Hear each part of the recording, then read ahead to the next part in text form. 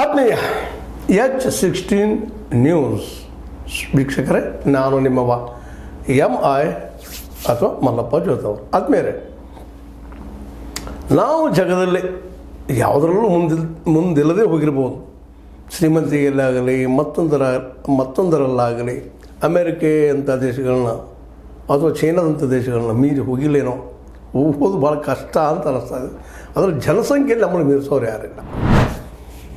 ನಮ್ಮ ಜನಸಂಖ್ಯೆ ಇವತ್ತು 146 ಕೋಟಿ ಅಂಥೇಳಿ ವಿಶ್ವಸಂಸ್ಥೆ ವರದಿಯಲ್ಲಿ ಹೇಳ್ತಾ ಇದೆ.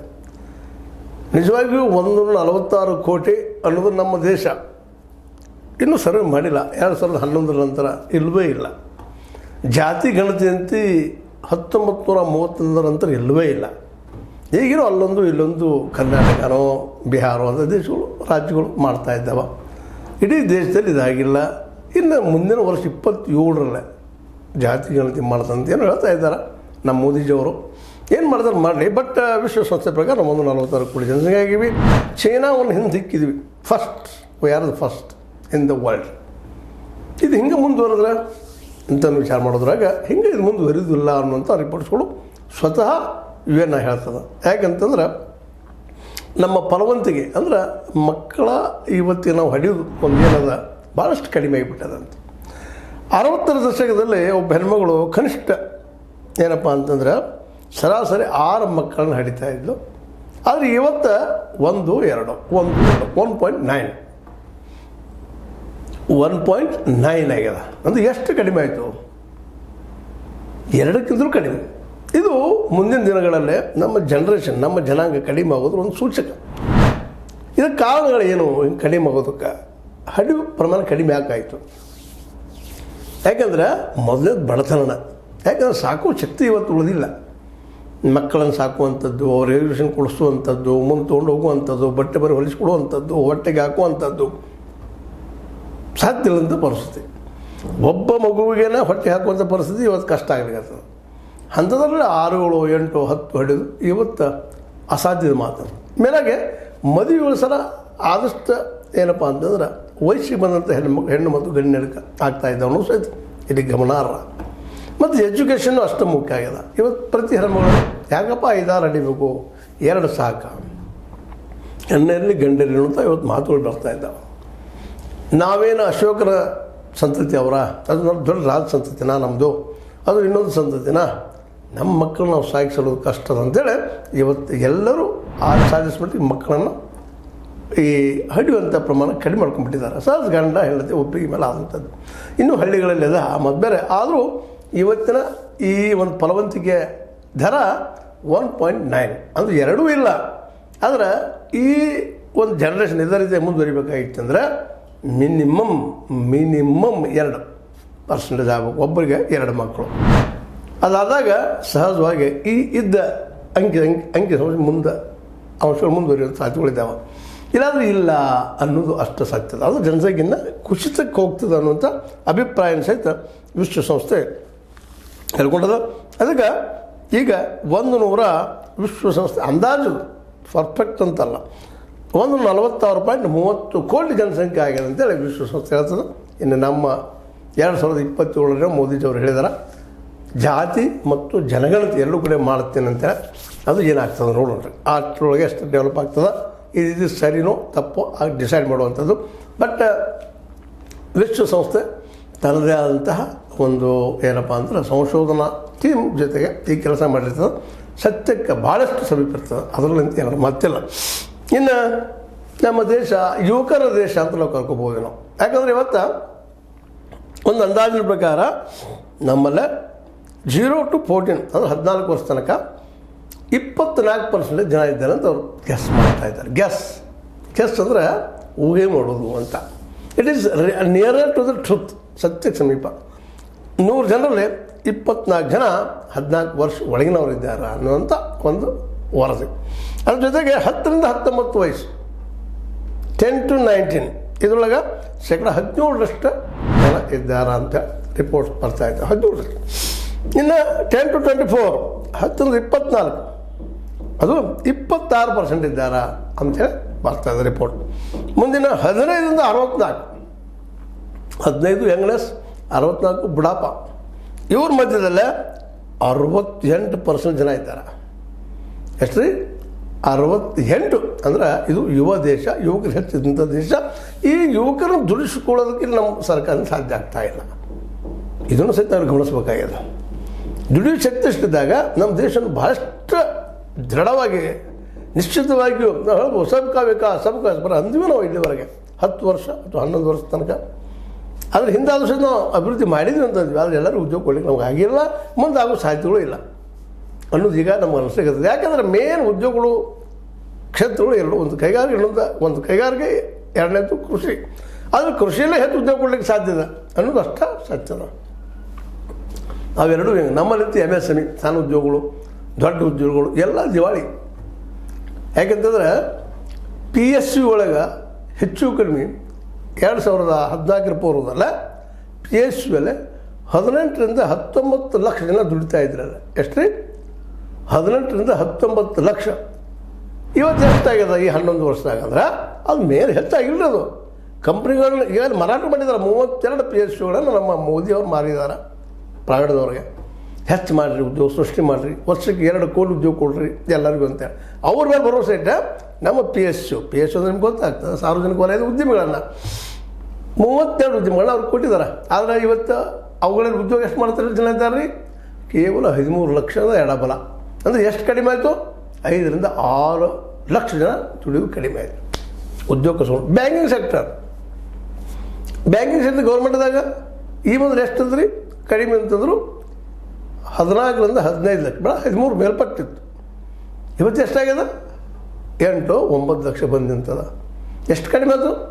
ಅಂದರೆ ಇದರ ಅರ್ಥ ಉದ್ಯೋಗ ಹೆಚ್ಚಾಗೋದು ಹೋಗಿ ಕಡಿಮೆ. ಅದು ಜನಸಂಖ್ಯೆ 146 ಕೋಟಿ ಜನಸಂಖ್ಯೆ ಆಯಿತು. ಉದ್ಯೋಗ ಇಲ್ಲ ಅಂದರೆ ಬಡತನದಕ್ಕಾಗಿ ಮಕ್ಕಳು ಹೆಚ್ಚು ಹಣದ ಏನು ಮಾಡೋದು ಅಂತೇಳಿ ಎಲ್ಲರೂ ಇದಕ್ಕೆ ನಮ್ಮ ಮಕ್ಕಳು ಬೇಡಪ್ಪ ಅಂತೇಳಿ ಅನೇಕ ಜನ ಹೋಗ್ತಾ ಇರೋದು ನಾವು ಗಮನಿಸ್ತಾ ಇದ್ದೀವಿ. ಹೀಗಾಗಿ ನಮ್ಮಲ್ಲಿ ಯುವಕರು ಹೆಚ್ಚು ಇದ್ದಾರೆ, ಆದರೆ ಉದ್ಯೋಗ ಕೊಡೋ ಶಕ್ತಿ ನಮಗಿಲ್ಲ. ಅಂದ್ರೆ 68% ನಮ್ಮಲ್ಲೇ 15ರಿಂದ 64 ವಯಸ್ಸಿನಲ್ಲಿ ಇವೆಲ್ಲ ದುಡಿಯುವ ವಯಸ್ಸಿನಲ್ಲಿ ಈ ಸಂದರ್ಭದಲ್ಲಿ ಉದ್ಯೋಗಗಳಿಲ್ಲ. ಹೀಗಾಗಿ ನಾವು ಇವತ್ತು ಪರಾವಲಂಬಿ ಆದಂಗೆ ಹೋಗ್ಬಿಟ್ಟಿವಿ, ಬಡತನಕ್ಕೆ ಸಿಲ್ಕೊಂಡಿದ್ದೀವಿ, ಬದುಕೋದು ಕಷ್ಟ ಆಗಿಬಿಟ್ಟದ ನಮಗೆ. ಇನ್ನು 65ರ ಮೇಲ್ಪಟ್ಟ ಜನ ಎಷ್ಟಿದ್ದಾರಪ್ಪ ಅಂತಂದ್ರೆ 7%. ಇನ್ನು ಮುಂದಿನ ದಿನದಲ್ಲೇ ಈ ಮುದುಕರ ಸಂಖ್ಯೆ ಹೆಚ್ಚಾಗೋ ಸಾಧ್ಯತೆಗಳು ಹೆಚ್ಚಿದ್ದಾವೆ, ನಮ್ಮಂಥವ್ರ ಸಂಖ್ಯೆ ಹೆಚ್ಚಾಗೋ ಸಾಧ್ಯತೆಗಳಿದ್ದಾವೆ. ಅದಕ್ಕಾಗಿ ಇವೆಲ್ಲ ದೃಷ್ಟಿ ಇಟ್ಕೊಂಡು ಇವತ್ತು ನಾವಿದ್ದಂಥವ್ರು ಮತ್ತೊಮ್ಮೆ ಮರುಚಿಂತನೆ ಮಾಡಬೇಕಾಗಿದೆ. ಮತ್ತು ಇನ್ನೊಂದು ಗಮನಿಸಬೇಕಾಗಿದ್ದು, ನಮ್ದು ಈ ಸರ್ವೈವಿಂಗ್ ಅಥವಾ ಡೆತ್ ರೇಷಿಯೋ ನಮ್ದು ಏನು ಪುರುಷರು ಹೆಚ್ಚು ಕಡಿಮೆ 71 ವರ್ಷಕ್ಕೆ ಆನರ್ ಎವರೇಜ್ ತೀರ್ಕೊಂಡ್ರೆ ಹೆಣ್ಣು ಮಕ್ಕಳು 74ನೇ ವರ್ಷ. ಅದು ಎಷ್ಟು ಇಂಪ್ರೂವ್ಮೆಂಟ್ ಆಗಿದೆ ಇದರಲ್ಲೇ. ಮೊದಲು 50, 51, 52, 55 ಅಥವಾ 48 ಇತ್ತು ಆರಂಭದಲ್ಲೇ ಸ್ವತಂತ್ರ ಸಿಕ್ಕಾಗ. ಇವತ್ತು ಈ ಪ್ರಮಾಣದಲ್ಲಿ ಉಳಿಯುವಂಥ ಜನ, ಹೀಗಾಗಿ ಮುದುಕರ ಸಂಖ್ಯೆ ಹೆಚ್ಚಾಗುವ ಸಾಧ್ಯತೆಗಳಿದ್ದಾವೆ. ಜಪಾನ್ದಲ್ಲಿ ಅದಾಗಿದೆ. ಈ ಎಲ್ಲ ದೃಷ್ಟಿ ಇಟ್ಕೊಂಡು ನಾವು ಈಗ ಹೊಸ ವಿಚಾರಗಳು ಮಾಡಬೇಕಾಗಿದೆ. ಮೊದಲು ಜನಗಣತಿ ಮಾಡಬೇಕು, ಜಾತಿ ಗಣತಿ ಮಾಡಬೇಕು, ಉದ್ಯೋಗಗಳನ್ನು ಸೃಷ್ಟಿ ಮಾಡಬೇಕು. ಜೊತೆಗೆ ಈ ದೇಶದ ಮುಖ್ಯ ಉದ್ಯೋಗ ರೈತರಿಗೆ ಇವೆಲ್ಲ ಹೇಳ್ಬೋದು. ಇಲ್ಲರಿ ನೀರಾವರಿ ಮಾಡಬೇಕು, ಅದನ್ನು ಮಾಡಬೇಕು, ಅವ್ರಿಗೆ ಎಷ್ಟು ಉದ್ಯೋಗ ಸೃಷ್ಟಿ ಮಾಡಿಸ್ಬೇಕು, ಅವ್ರಿಗೆ ಇನ್ನಷ್ಟು ಗೊಬ್ಬರ ಸೊಯ್ ಮಾಡಿ ಎಲ್ಲ ಸರಿ. ಆದರೆ ಇದೆಲ್ಲಕ್ಕಿಂತ ಮುಖ್ಯ ರೈತ ಬೆಳೆದ ಬೆಳೆಗೆ ತಾನೇ ಬೆಲೆ ಕಟ್ಟಬೇಕು. ಪ್ರತಿ ಗ್ರಾಮ ಪಂಚಾಯಿತಿ ವ್ಯಾಪಾರ ಕೇಂದ್ರ ಆಗಬೇಕು. ಅಂದಾಗ ಮಾತ್ರ ಈ ದೇಶಕ್ಕೆ ಭವಿಷ್ಯದ. ಪ್ರತಿ ಹಳ್ಳಿಗೂ ಕೆರೆ ಅಥವಾ ನೀರಿನ ವ್ಯವಸ್ಥೆ, ಪ್ರತಿ ಹಳ್ಳಿಗೂ ಸ್ಕೂಲ್ ಮತ್ತು ಆರೋಗ್ಯ ಕೇಂದ್ರ ಇವು ಮಾಡಿದ ಮಾತ್ರ ಈ ದೇಶದ ಒಂದು ಅಭಿವೃದ್ಧಿ ಆಗಲಿಕ್ಕೆ ಸಾಧ್ಯದ. ಆಗ ಈ 2ಕ್ಕೂ ಮೇಲ್ಪಟ್ಟು ಮಕ್ಕಳನ್ನು ಈ ಜಗಕ್ಕೆ ಕೊಡುವಂಥ ಶಕ್ತಿ ನಮ್ಮ ತಂದೆ ತಾಯಿಗಳಿಗೆ ಬರೋ ಸಾಧ್ಯತೆಗಳಿದ್ದಾವೆ. ಎಲ್ಲ ನೆಲೆಗಟ್ಟಿನಲ್ಲ ಈ ಜನಸಂಖ್ಯೆ ನೆಲೆಗಟ್ಟಿನಲ್ಲ ವಿಶ್ವಸಂಸ್ಥೆ ಕೊಟ್ಟಂಥ ವರದಿ ಆದ ಮೇಲೆ ಇಲ್ಲೇ ಈ ಜನಸಂಖ್ಯೆ ಹೆಚ್ಚಾಗೋದು ಬಡತನ ಕಾರಣ. ಅದೇ ಕಾರಣಕ್ಕೆ ಉದ್ಯೋಗ ಇರೋದಕ್ಕೆ ಜನಸಂಖ್ಯೆ ಹೆಚ್ಚಾಗೋ ಜೊತೆಗೆ ಉದ್ಯೋಗ ಇರೋದಕ್ಕೆ ನಮ್ಮ ಸರ್ಕಾರಗಳ ಒಂದು ಅನರ್ಥ ಅರ್ಥ ರೀತಿ ಕಾರಣ ಅಂಥೇಳಿ ಹೇಳ್ಬೋದು. ಈ ಸಂದರ್ಭದಲ್ಲಿ ಏನೋ ಆಗಲಿ ಜನಸಂಖ್ಯೆ ಮಾತ್ರ 146 ಕೋಟಿ ನಾವು ಮುಟ್ಟಿದ್ದೀವಿ. ಚೈನಾ ಗೆದ್ದುಬಿಟ್ಟಿದ್ದೀವಿ. ಇನ್ನು ವ್ಯಾಪಾರದಲ್ಲೇ, ಇನ್ನುಳದರಲ್ಲೇ, ಆಟದಲ್ಲೇ ಎಲ್ಲದರಲ್ಲಿಯೂ ಸೋತು ಬಿಟ್ಟಿದ್ದೀವಿ. ಯಾಕಂದ್ರೆ ನಾವು ನಮ್ಮ ದೇಶಕ್ಕೆ ಬರೀ ಇಂಪೋರ್ಟ್ ಮಾಡ್ತಾ ಇದ್ದೀವಿ, ಎಕ್ಸ್ಪೋರ್ಟ್ ಮಾಡ್ತಾ ಇಲ್ಲ. ಇಂಪೋರ್ಟ್ ಮಾಡೋದು ಹೆಚ್ಚಾಗೋದ್ರಿಂದಾಗಿ ನಮ್ಮ ದುಡ್ಡು ಹೊರಗೆ ಹೋಗ್ತಾ ಇದೆ. ಎಕ್ಸ್ಪೋರ್ಟ್ ಮಾಡೋದು ಕಡಿಮೆ ಆಗಿದ್ದರಿಂದಾಗಿ ನಮ್ಮ ದೇಶದ ಸಂಪತ್ತು ಕುಲ್ಲ ಆಗ್ತಾ ಇದೆ, ಬಡತನ ಹೆಚ್ಚಾಗ್ತಾಯಿದೆ ಅಂತ ಹೇಳ್ತಾ 146 ಕೋಟಿ ಜನಸಂಖ್ಯೆ ವಿಶ್ವಸಂಸ್ಥೆ ಹೇಳಿದ ಇದನ್ನು ಹೊರಗೆ ಹೆಚ್ಚೋ ಕಾಲ 2027 ಅಂತ ಮೋದಿಯವರು ಹೇಳ್ತಾ ಇದ್ದಾರೆ. ನೋಡು ಏನಾಗ್ತಾ ಇದೆ ಅಂತೇಳಿ. ಇದು ನಿಮಗೆ ಲೈಕ್ ಆಗಿರ್ಬೋದು. ಲೈಕ್ ಮಾಡಿ, ಶೇರ್ ಮಾಡಿ, ಕಾಮೆಂಟ್ ಮಾಡಿ, ಜೊತೆಗೆ ಸಬ್ಸ್ಕ್ರೈಬ್ ನಿಲ್ಲಿಸ್ಕೋಬೇಡ್ರಿ. S16 ನ್ಯೂಸ್ ಅರ್ಥಾತ್ ಸೀತಾರಾಮ ಸತ್ಯದ ಕೈಗಳಲ್ಲಿ ವಂದನೆಗಳು.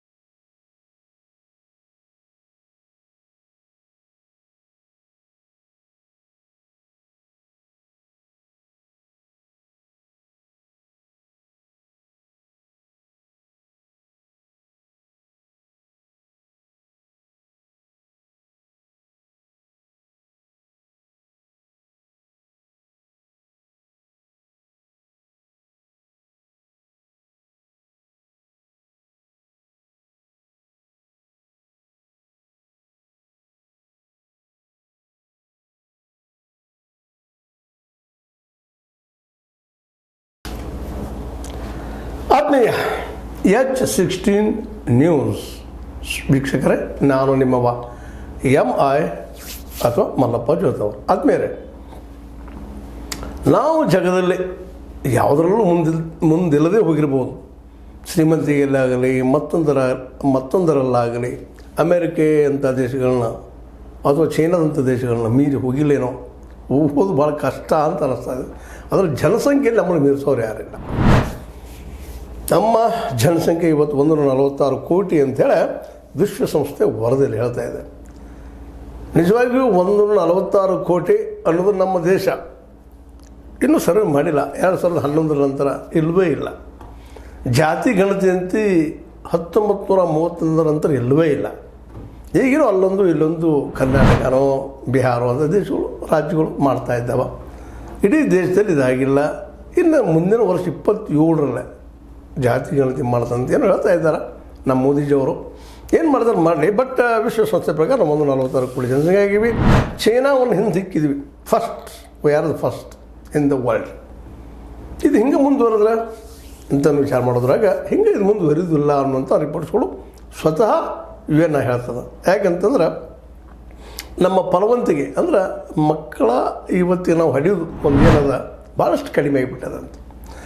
60ರ ದಶಕದಲ್ಲಿ ಒಬ್ಬ ಹೆಣ್ಮಗಳು ಕನಿಷ್ಠ ಏನಪ್ಪ ಅಂತಂದ್ರೆ ಸರಾಸರಿ 6 ಮಕ್ಕಳನ್ನ ಹಡಿತಾ ಇದ್ಲು. ಆದರೆ ಇವತ್ತು 1.9 ಆಗ್ಯದ. ಅಂದರೆ ಎಷ್ಟು ಕಡಿಮೆ ಆಯಿತು? 2ಕ್ಕಿಂತಲೂ ಕಡಿಮೆ. ಇದು ಮುಂದಿನ ದಿನಗಳಲ್ಲೇ ನಮ್ಮ ಜನ್ರೇಷನ್, ನಮ್ಮ ಜನಾಂಗ ಕಡಿಮೆ ಆಗೋದ್ರ ಒಂದು ಸೂಚಕ. ಇದಕ್ಕೆ ಕಾರಣಗಳು ಏನು ಹಿಂಗೆ ಕಡಿಮೆ ಆಗೋದಕ್ಕೆ? ಹಡಿವು ಪ್ರಮಾಣ ಕಡಿಮೆ ಯಾಕಾಯಿತು?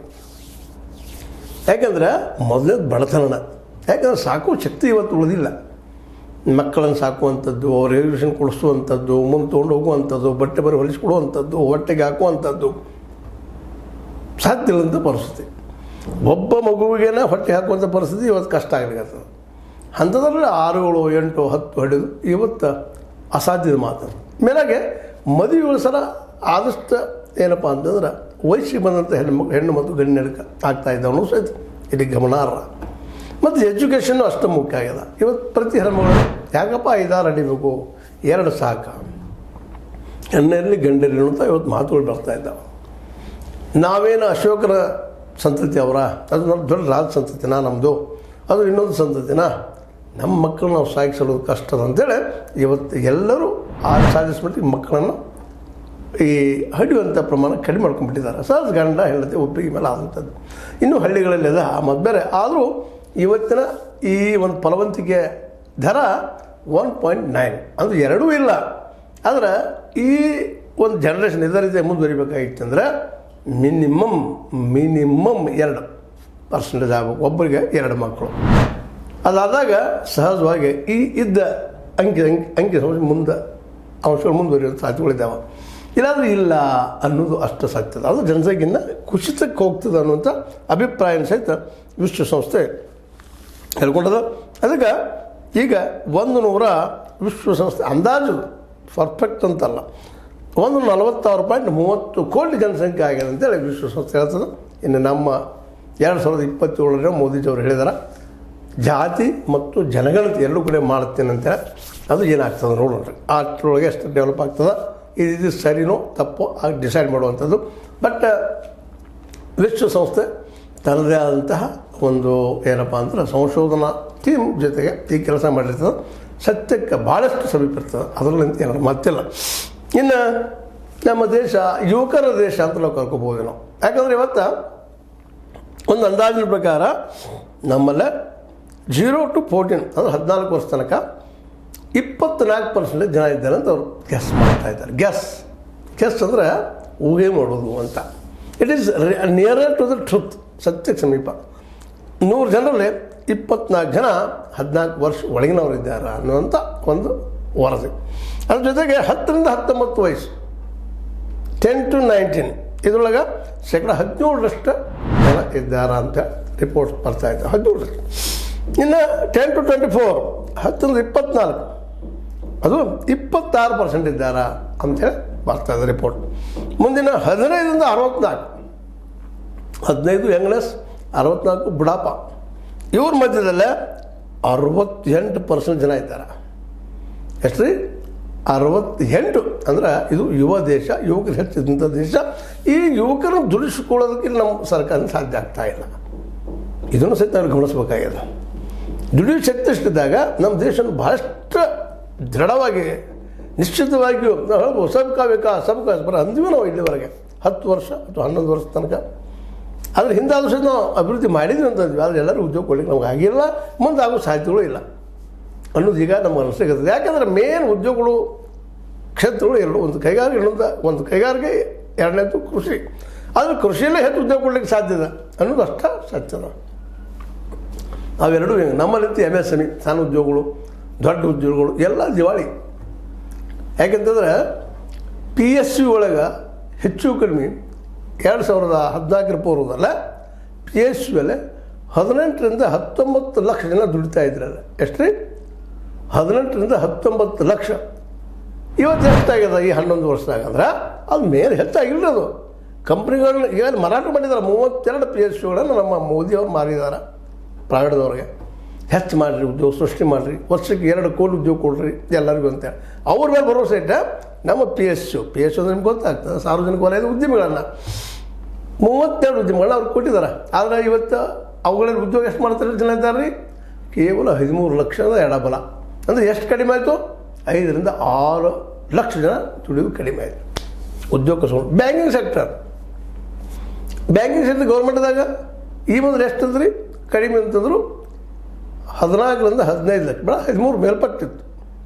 ಇವತ್ತು ಎಷ್ಟಾಗ್ಯದ? 8-9 ಲಕ್ಷ ಬಂದು ನಿಂತದ. ಎಷ್ಟು ಕಡಿಮೆ ಅದು ಅಂದರೆ ಇದರ ಅರ್ಥ ಉದ್ಯೋಗ ಹೆಚ್ಚಾಗೋದು ಹೋಗಿ ಕಡಿಮೆ. ಅದು ಜನಸಂಖ್ಯೆ 146 ಕೋಟಿ ಜನಸಂಖ್ಯೆ ಆಯಿತು, ಉದ್ಯೋಗ ಇಲ್ಲ ಅಂದರೆ ಬಡತನದಕ್ಕಾಗಿ ಮಕ್ಕಳು ಹೆಚ್ಚು ಹಣದ ಏನು ಮಾಡೋದು ಅಂತೇಳಿ ಎಲ್ಲರೂ ಇದಕ್ಕಿರೋ ಮಕ್ಕಳು ಬೇಡಪ್ಪ ಅಂತೇಳಿ ಅನೇಕ ಜನ ಹೋಗ್ತಾ ಇರೋದು ನಾವು ಗಮನಿಸ್ತಾ ಇದ್ದೀವಿ. ಹೀಗಾಗಿ ನಮ್ಮಲ್ಲಿ ಯುವಕರು ಹೆಚ್ಚು ಇದ್ದಾರೆ, ಆದರೆ ಉದ್ಯೋಗ ಕೊಡೋ ಶಕ್ತಿ ನಮಗಿಲ್ಲ. ಅಂದ್ರೆ 68% ನಮ್ಮಲ್ಲೇ 15ರಿಂದ 64 ವಯಸ್ಸಿನಲ್ಲಿ ಇವೆಲ್ಲ ದುಡಿಯುವ ವಯಸ್ಸಿದೆ. ಈ ಸಂದರ್ಭದಲ್ಲಿ ಉದ್ಯೋಗಗಳಿಲ್ಲ. ಹೀಗಾಗಿ ನಾವು ಇವತ್ತು ಪರಾವಲಂಬಿ ಆದಂಗಾಗಿ ಹೋಗ್ಬಿಟ್ಟಿವಿ, ಬಡತನಕ್ಕೆ ಸಿಲ್ಕೊಂಡಿದ್ದೀವಿ, ಬದುಕೋದು ಕಷ್ಟ ಆಗಿಬಿಟ್ಟದ ನಮಗೆ. ಇನ್ನು 65ರ ಮೇಲ್ಪಟ್ಟ ಜನ ಎಷ್ಟಿದ್ದಾರಪ್ಪ ಅಂತಂದ್ರೆ 7%. ಇನ್ನು ಮುಂದಿನ ದಿನದಲ್ಲಿ ಈ ಮುದುಕರ ಸಂಖ್ಯೆ ಹೆಚ್ಚಾಗೋ ಸಾಧ್ಯತೆಗಳು ಹೆಚ್ಚಿದ್ದಾವೆ, ನಮ್ಮಂಥವ್ರ ಸಂಖ್ಯೆ ಹೆಚ್ಚಾಗೋ ಸಾಧ್ಯತೆಗಳಿದ್ದಾವೆ. ಅದಕ್ಕಾಗಿ ಇವೆಲ್ಲ ದೃಷ್ಟಿ ಇಟ್ಕೊಂಡು ಇವತ್ತು ನಾವಿದ್ದಂಥವ್ರು ಮತ್ತೊಮ್ಮೆ ಮರುಚಿಂತನೆ ಮಾಡಬೇಕಾಗಿದೆ. ಮತ್ತು ಇನ್ನೊಂದೆಲ್ಲ ಗಮನಿಸಬೇಕಾಗಿದ್ದು, ನಮ್ದು ಈ ಸರ್ವೈವಿಂಗ್ ಅಥವಾ ಡೆತ್ ರೇಷಿಯೋ ನಮ್ದು ಏನು ಪುರುಷರು ಹೆಚ್ಚು ಕಡಿಮೆ 71 ವರ್ಷಕ್ಕೆ ಆನರ್ ಏರೋಜ್ ತಿರ್ಕೊಂಡ್ರೆ ಹೆಣ್ಣು ಮಕ್ಕಳು 74ನೇ ವರ್ಷ. ಅದು ಎಷ್ಟು ಇಂಪ್ರೂವ್ಮೆಂಟ್ ಆಗಿದೆ ಇದರಲ್ಲೇ. ಮೊದಲು 50, 51, 52, 55 ಅಥವಾ 48 ಇತ್ತು ಆರಂಭದಲ್ಲೇ ಸ್ವತಂತ್ರ ಸಿಕ್ಕಾಗ. ಇವತ್ತು ಈ ಪ್ರಮಾಣದಲ್ಲಿ ಉಳಿಯುವಂಥ ಜನ, ಹೀಗಾಗಿ ಮುದುಕರ ಸಂಖ್ಯೆ ಹೆಚ್ಚಾಗುವ ಸಾಧ್ಯತೆಗಳಿದ್ದಾವೆ. ಜಪಾನ್ದಲ್ಲಿ ಅದಾಗ್ಯದ. ಈ ಎಲ್ಲ ದೃಷ್ಟಿ ಇಟ್ಕೊಂಡು ನಾವು ಈಗ ಹೊಸ ವಿಚಾರಗಳು ಮಾಡಬೇಕಾಗಿದೆ. ಮೊದಲ ಜನಗಣತಿ ಮಾಡಬೇಕು, ಜಾತಿ ಗಣತಿ ಮಾಡಬೇಕು, ಉದ್ಯೋಗಗಳನ್ನು ಸೃಷ್ಟಿ ಮಾಡಬೇಕು. ಜೊತೆಗೆ ಈ ದೇಶದ ಮುಖ್ಯ ಉದ್ಯೋಗ ರೈತರಿಗೆ ಇವೆಲ್ಲ ಹೇಳ್ಬೋದು. ಇಲ್ಲರಿ ನೀರಾವರಿ ಮಾಡಬೇಕು, ಅದನ್ನು ಮಾಡಬೇಕು, ಅವ್ರಿಗೆ ಎಷ್ಟು ಉದ್ಯೋಗ ಸೃಷ್ಟಿ ಮಾಡಿಸ್ಬೇಕು, ಅವ್ರಿಗೆ ಇನ್ನಷ್ಟು ಗೊಬ್ಬರ ಸೊಯ್ ಮಾಡಿ ಎಲ್ಲ ಸರಿ. ಆದರೆ ಇದೆಲ್ಲಕ್ಕಿಂತ ಮುಖ್ಯ ರೈತ ಬೆಳೆದ ಬೆಳೆಗೆ ತಾನೇ ಬೆಲೆ ಕಟ್ಟಬೇಕು. ಪ್ರತಿ ಗ್ರಾಮ ಪಂಚಾಯಿತಿ ವ್ಯಾಪಾರ ಕೇಂದ್ರ ಆಗಬೇಕು. ಅಂದಾಗ ಮಾತ್ರ ಈ ದೇಶಕ್ಕೆ ಭವಿಷ್ಯದ. ಪ್ರತಿ ಹಳ್ಳಿಗೂ ಕೆರೆ ಅಥವಾ ನೀರಿನ ವ್ಯವಸ್ಥೆ, ಪ್ರತಿ ಹಳ್ಳಿಗೂ ಸ್ಕೂಲ್ ಮತ್ತು ಆರೋಗ್ಯ ಕೇಂದ್ರ ಇವು ಮಾಡಿದಾಗ ಮಾತ್ರ ಈ ದೇಶದ ಒಂದು ಅಭಿವೃದ್ಧಿ ಆಗಲಿಕ್ಕೆ ಸಾಧ್ಯದ. ಆಗ ಈ 2ಕ್ಕೂ ಮೇಲ್ಪಟ್ಟು ಮಕ್ಕಳನ್ನು ಈ ಜಗಕ್ಕೆ ಕೊಡುವಂಥ ಶಕ್ತಿ ನಮ್ಮ ತಂದೆ ತಾಯಿಗಳಿಗೆ ಬರೋ ಸಾಧ್ಯತೆಗಳಿದ್ದಾವೆ. ಎಲ್ಲ ನೆಲಗಟ್ಟಿನಲ್ಲ, ಈ ಜನಸಂಖ್ಯೆ ನೆಲಗಟ್ಟಿನಲ್ಲ ವಿಶ್ವಸಂಸ್ಥೆ ಕೊಟ್ಟಂಥ ವರದಿ ಆದ ಮೇಲೆ ಇಲ್ಲೇ ಈ ಜನಸಂಖ್ಯೆ ಹೆಚ್ಚಾಗೋದು ಬಡತನ ಕಾರಣ. ಅದೇ ಕಾರಣಕ್ಕೆ ಉದ್ಯೋಗ ಇರೋದಕ್ಕೆ ಜನಸಂಖ್ಯೆ ಹೆಚ್ಚಾಗೋ ಜೊತೆಗೆ ಉದ್ಯೋಗ ಇರೋದಕ್ಕೆ ನಮ್ಮ ಸರ್ಕಾರಗಳ ಒಂದು ಅನರ್ಥ ಅರ್ಥ ರೀತಿ ಕಾರಣ ಅಂಥೇಳಿ ಹೇಳ್ಬೋದು. ಈ ಸಂದರ್ಭದಲ್ಲಿ ಏನೋ ಆಗಲಿ ಜನಸಂಖ್ಯೆ ಮಾತ್ರ 146 ಕೋಟಿ ನಾವು ಮುಟ್ಟಿದ್ದೀವಿ. ಚೈನಾ ಗೆದ್ದು ಬಿಟ್ಟಿದ್ದೀವಿ.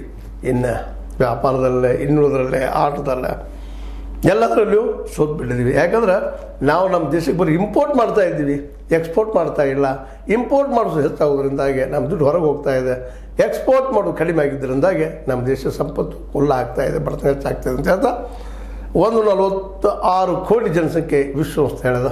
ಇದನ್ನು ಹೊರಗೆ ಹೆಚ್ಚು ಕಾಲ 2027 ಅಂತ ಮೋದಿಯವರು ಹೇಳ್ತಾ ಇದ್ದಾರೆ. ನೋಡು ಏನಾಗ್ತಾ ಇದೆ ಅಂತೇಳಿ. ಇದು ನಿಮಗೆ ಲೈಕ್ ಆಗಿರ್ಬೋದು. ಲೈಕ್ ಮಾಡಿ, ಶೇರ್ ಮಾಡಿ, ಕಾಮೆಂಟ್ ಮಾಡಿ, ಜೊತೆಗೆ ಸಬ್ಸ್ಕ್ರೈಬ್ ನಿಲ್ಲಿಸಿ ಹೋಗ್ಬೇಡಿ. S16 ನ್ಯೂಸ್ ಅರ್ಥಾತ್ ಸೀತಾರಾಮ ಸತ್ಯದ ಕೈಗಳಲ್ಲಿ ವಂದನೆಗಳು.